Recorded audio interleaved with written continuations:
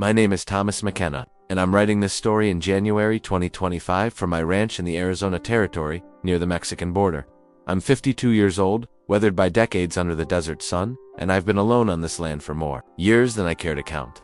But this isn't a story about my solitude. It's about the day I found a young Apache girl collapsed at my water well, banished by her own people, and how giving her shelter changed both our lives forever.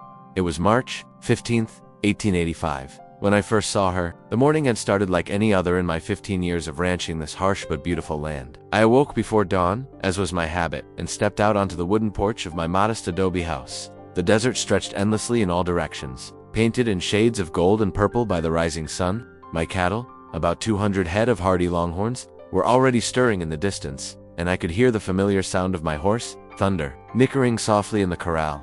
I had built this ranch from nothing, claiming this land when it was still wild and dangerous, when Apache raids were common and few white men dared to venture this far from the settlements. But I had always been drawn to solitude, even before the war changed me. The Apache had been my neighbors for years now, and while we maintained a cautious respect for each other, our interactions were limited to occasional trading and the unspoken understanding that we each had our territories. That morning, as I walked toward the well to draw water for my morning coffee, I noticed something unusual. There, collapsed beside the stone well, was a figure wrapped in a torn blanket.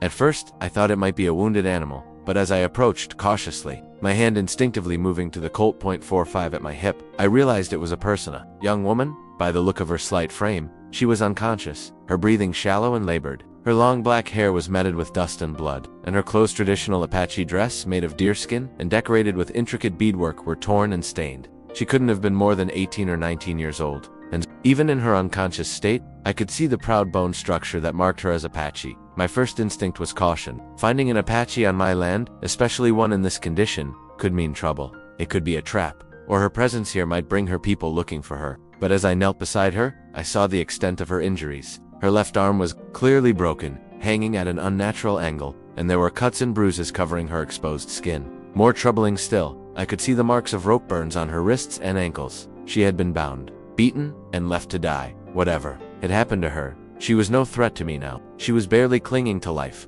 and every moment I hesitated brought her closer to death. I had served as a field medic during the Civil War, and I recognized the signs of severe dehydration and blood loss. If I didn't act quickly, she would die beside my well. I gathered her carefully in my arms, surprised by how light she was, and carried her into my house. I laid her on my bed, the only bed in the house, and began to assess her injuries more thoroughly. The broken arm was the most serious visible injury, but I was more concerned about possible internal damage. Her breathing was shallow, and her pulse was weak, but steady. I had medical supplies left over from my army days, and I set to work immediately. First, I cleaned her wounds with whiskey, the only antiseptic I had, and bandaged the worst of the cuts. Then, I carefully set her broken arm. Using wooden splints I carved from a chair leg and strips of cloth torn from my own shirts. She moaned softly during this process, but didn't regain consciousness. The rope burns told a story I didn't want to imagine. Someone had bound her tightly, probably for hours or even days. The pattern of the burns and the way they had healed suggested she had struggled against her bonds for a long time. Whatever had happened to her, it had been deliberate and cruel. As I worked, I found myself studying her face. Even battered and unconscious, she was beautiful in the way that Apache women often were: strong features, high cheekbones, and skin the color of burnished copper. But there was something else, something that nagged at me. She looked familiar, though I couldn't place where I might have seen her before. It wasn't until I was cleaning a cut on her forehead that I noticed the distinctive scar, a thin line that ran from her left temple to her cheekbone. Suddenly I remembered this was Aiyana, the daughter of Chief Naalnish of the Chiricahua Apache. I had seen her several times during trading sessions at the neutral ground near Dragoon Springs. She had always stayed in the background, as was proper for an unmarried Apache woman, but I had noticed her intelligence and the way she seemed to understand English, even though she never spoke it in public. But what was the daughter of a chief doing here, alone and beaten nearly to death? The Apache were fiercely protective of their women, especially the daughters of leaders. For Aiyana to be in this condition meant something terrible had happened within her own tribe. I spent the rest of that day caring for her, forcing water between her lips drop by drop, checking her pulse, and watching for signs of fever. As evening approached, she began to stir, moaning softly and moving her head from side to side. Her eyes fluttered open, dark and confused, and when she saw me leaning over her, she tried to sit up, panic flashing across her face. "Easy," I said softly, gently pressing her back down. "You're safe. You're hurt, but you're safe."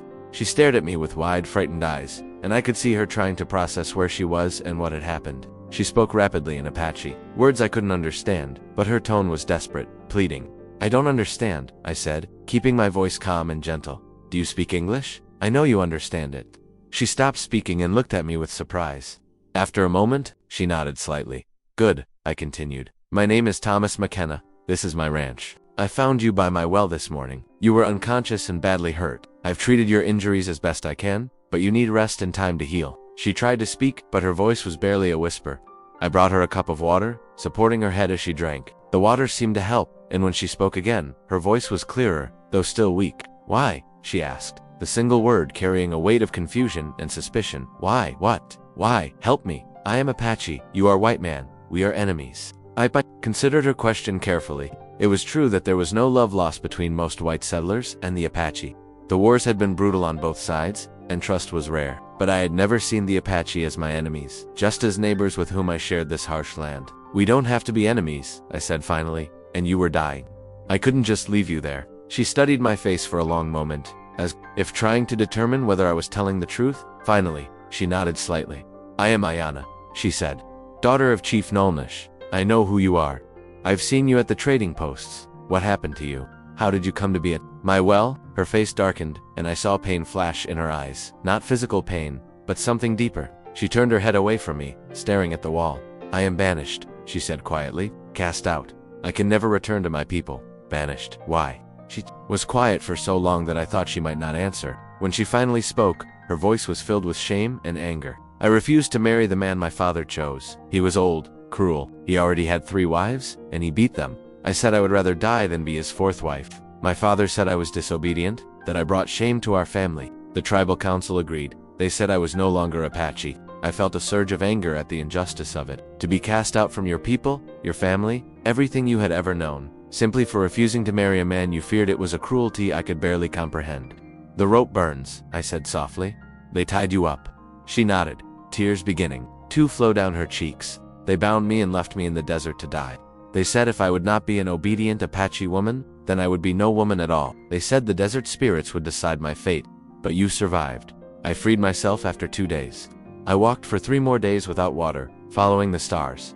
I knew there was a ranch in this direction, but I did not know if I would reach it alive. When I saw your well, I thought I was dreaming. I reached out and gently touched her uninjured hand. She flinched at first, then relaxed slightly. You're not dreaming, I said. You're alive, and you're safe here. No one will hurt you while you're under my roof. She looked at me with a mixture of gratitude and wariness. You would shelter an Apache woman. Your own people will not understand. My own people are far away, I said, and what they think doesn't matter to me. What matters is that you're hurt and you need help. You can stay here as long as you need to recover. And then, it was a question I couldn't answer. Where could a banished Apache woman go? She couldn't return to her people, and white society would never accept her. She was caught between 2 worlds, belonging to neither. We'll figure that out when you're stronger, I said. For now, just rest. You're safe here. As night fell, I made myself a bed on the floor beside the fireplace, giving her the privacy of the bedroom. But I found it difficult to sleep. I kept thinking about what she had told me, about the cruelty of her banishment and the courage it had taken for her to survive alone in the desert. I also thought about what her presence here might mean for both of us. I had lived alone for so long that I had almost forgotten what it was like to have another person in my house. But there was something about Aiyana that stirred feelings I thought I had buried long ago. She was strong, intelligent, and beautiful. But more than that, she was a survivor. Like me, she had been cast out from her former life and forced to make her own way in a hostile world. As I finally drifted off to sleep, I wondered if perhaps we had both been meant to find each other in this vast, lonely desert, 2 outcasts who might find in each other the family and belonging that the world had denied them. The next morning would bring new challenges, but for now, Aiyana was safe, and for the first time in years, my house didn't feel quite so empty. Woke before dawn, as was my habit, but for the first time in years, I wasn't alone. The soft sound of breathing from the bedroom reminded me that everything had changed. Aiyana was still asleep, and I moved quietly through my morning routine, not wanting to disturb her rest. She needed all the sleep she could get to heal from her ordeal. I made coffee and stepped out onto the porch to watch the sunrise. The desert was painted in shades of gold and crimson, and the air was crisp and clean. It was going to be a beautiful day, but I found myself anxious about what it might bring. Aiyana had been through a terrible trauma, and I wasn't sure how she would react to being in a white man's house when she was fully conscious and alert. When I returned to the house, I found her awake, sitting up in bed with obvious difficulty. Her dark eyes were clearer than they had been the night before, but I could see the pain in her face as she tried to move her injured arm. Good morning, I said softly. How are you feeling? Better, she replied, though her voice was still weak. The pain is less. I brought her a cup of water and some bread soaked in milk, the softest food I had. She ate slowly, and I could see that even this simple act was exhausting for her. I need to check your injuries, I said. Make sure there's no infection setting in. She nodded and allowed me to examine her arm and the various cuts and bruises. The swelling in her arm had gone down slightly, which was a good sign, and none of the wounds showed signs of infection, but she was still very weak, and I could see that it would be weeks before she was fully recovered. You're healing well, I told her, but you need to rest. Don't try to do too much too soon. I cannot stay here forever, she said. It is not right. You are a white man, and I am Apache. People will talk. What people? I asked. The nearest neighbor is 20 miles away, and I rarely see anyone except when I go to town for supplies. No one needs to know you're here. She looked at me with curiosity. You live alone, always. No wife, no children. It was a question I had been dreading, but I knew I owed her honesty. I was married once, long ago. My wife died of fever while I was away fighting in the war. We had no children. I am sorry, she said simply. It is hard to lose family. Yes, it is. Is that why you've never married? Because you didn't want to? Leave your family. She shook her head. Apache women do not choose their husbands. Fathers choose for them. My father chose badly for me, and I refused. That is why I am here. Over the next few days, we fell into a routine. I would tend to my cattle and horses in the morning, then return to check on Aiyana and bring her food. She was gradually getting stronger, and by the fourth day, she was able to sit up without help and walk a few steps around the room. As she recovered, we began to talk more. I learned that she was indeed 19 years old, and that she had been educated by missionaries when she was younger. She spoke English well, though she was shy about it at first. She told me about her life with the Apache, about the traditions and customs that had shaped her world. Apache women are strong, she said one afternoon as we sat on the porch. We work hard, we raise children, we keep the family together, but we are not allowed to choose our own paths. Everything is decided for us by men. That doesn't seem fair, I said. Fair, she laughed, but there was no humor in it. What is fair? Is it fair that white men take Apache land? Is it fair that Apache warriors raid white settlements? The world is not fair. Thomas McKenna, we do what we must to survive. I was struck by her use of my full name. Most people just called me Tom or McKenna, but she always used both names, as if she were honoring me in some way. You can call me Tom, I said. Thomas McKenna is too formal. She shook her head. Names have power. Your full name has strength. I will use it. As the days passed, Aiyana began to help around the house, despite my protests that she should rest. She cooked traditional Apache dishes using ingredients from my garden and pantry, creating flavors I had never experienced before. She mended my clothes with skill that amazed me, and she even helped me tend to a sick calf, showing knowledge of animal healing that rivaled any veterinarian I had known. Where did you learn all this? I asked as she prepared a poultice for the calf's infected wound. Apache women learn many things, she said. We must be ready for anything. In the desert, knowledge means survival. One evening, as we sat by the fire after dinner, she asked me about my life before the ranch. You were a soldier, she said. It wasn't a question. How did you know? The way you move, the way you watch, and your medicine skills. You learned to heal wounded men. I nodded. I fought in the Civil War. I was a medic, but I carried a rifle too. I saw too much death, too much suffering. When the war ended, I wanted to get as far away from people as possible. That's why I came here. You came here to hide, she said. I came here to heal, I corrected. Just like you're doing now. She was quiet for a moment, staring into the fire. I do not think I can heal from this. My people, my family, they are dead to me now. I am dead to them. How does one heal from being erased? You don't heal from it, I said. You heal through it. You build a new life, a new identity. You become someone new. And who am I now? I am not Apache anymore, but I am not white. I am nothing. I reached over and took her hand. You're not nothing, you're Aiyana, and you're the strongest person I've ever met. You survived being left to die in the desert. You walked for days without water. You're healing from injuries that would have killed a weaker person. You're not nothing, you're everything. She looked at me with tears in her eyes. Why do you care what happens to me? It was a question I had been asking myself for days. Why did I care so much about this Apache woman who had stumbled into my life? Why did her pain affect me so deeply? Why did I find myself looking forward to our conversations? To the sound of her voice? To the way she moved through my house as if she belonged there? I don't know, I said honestly. Maybe because we're both outcasts. Maybe because we understand each other in a way that other people wouldn't understand us. Or maybe because this house has been empty for too long, and you've brought life back into it. She squeezed my hand gently. You have given me more than shelter, Thomas McKenna. You have given me hope. That night, as I lay on my makeshift bed by the fireplace, I realized that something fundamental had changed in my life. For 15 years, I had been content with solitude, with the simple routine of ranch work and the companionship of my animals. But Aiyana had awakened something in me that I thought had died with my wife. I was falling in love with her, and I didn't know what to do about it. The next morning, I woke to find her already up, preparing breakfast. Her movements were still careful due to her healing arm, but she was clearly much stronger. "You should still be resting," I said. "I have rested enough. I need to be useful. I need to earn my place here." "You don't need to earn anything. You're welcome here for as long as you want to stay." She turned to face me, and I saw something new in her eyes, a determination that hadn't been there before. "And if I want to stay forever?" she asked quietly.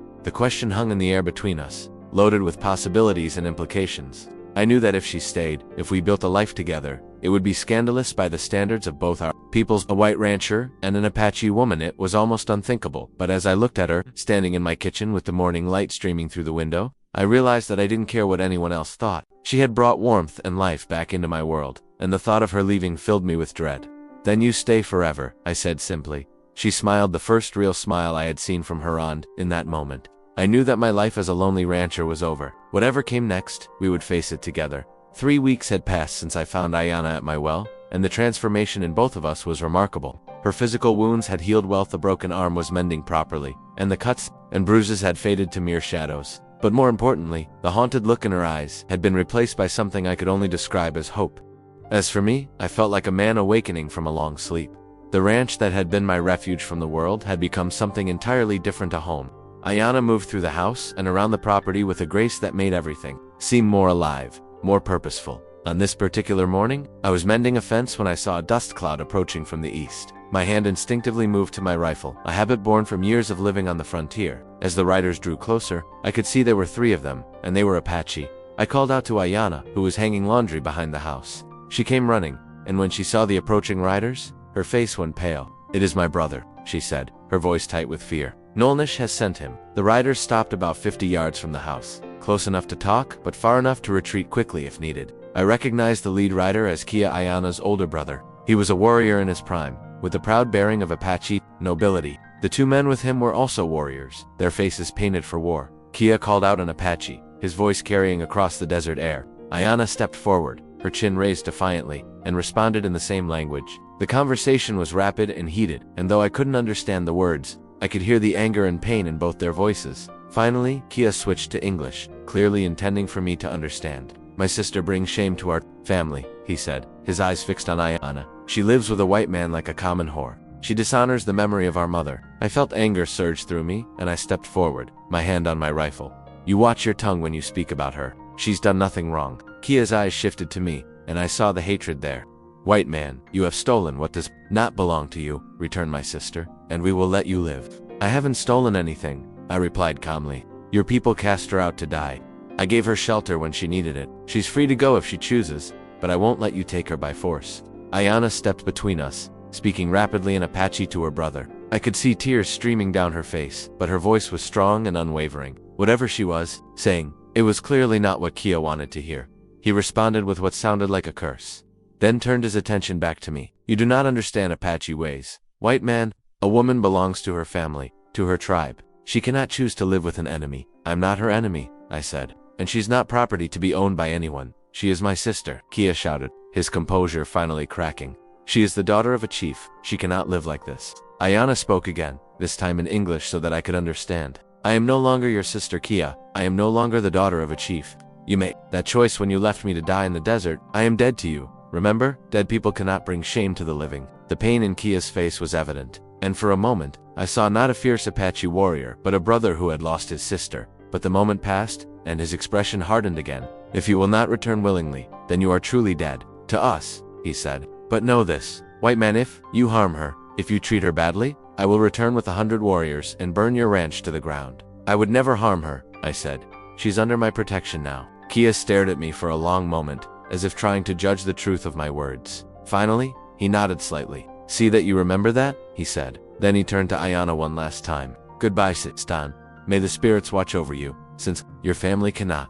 With that, he wheeled his horse around and rode away, his companions following. Aiyana and I stood watching until they disappeared into the heat shimmer of the desert. "Are you all right?" I asked, putting my arm around her shoulders. She leaned against me, and I could feel her trembling. "It is finished now," she said quietly. "There is no going back. Do you want to go back?" She was quiet for a long moment. "Part of me will always want to go back. They are my people, my blood.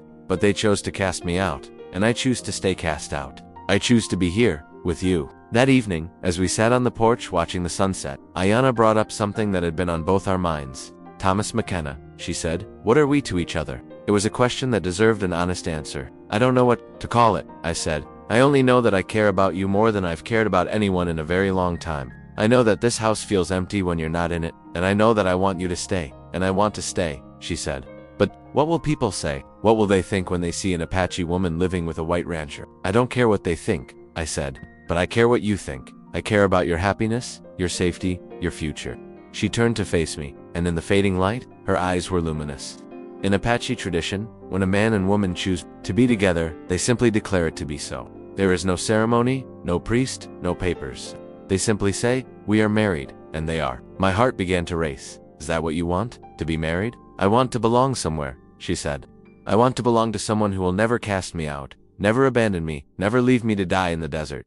Do you want that too? I took her hands in mine. Aiyana, I want that more than anything. I want you to be my wife. If you'll have me, I want us to build a life together, here on this ranch. I want to grow old with you. She smiled, and it was like the sun breaking through. Closed in, we are married. Thomas McKenna, by Apache law, by the law of the heart, by the law of two people who choose each other freely. I kissed her then, gently, reverently, and I felt something settle into place in my soul.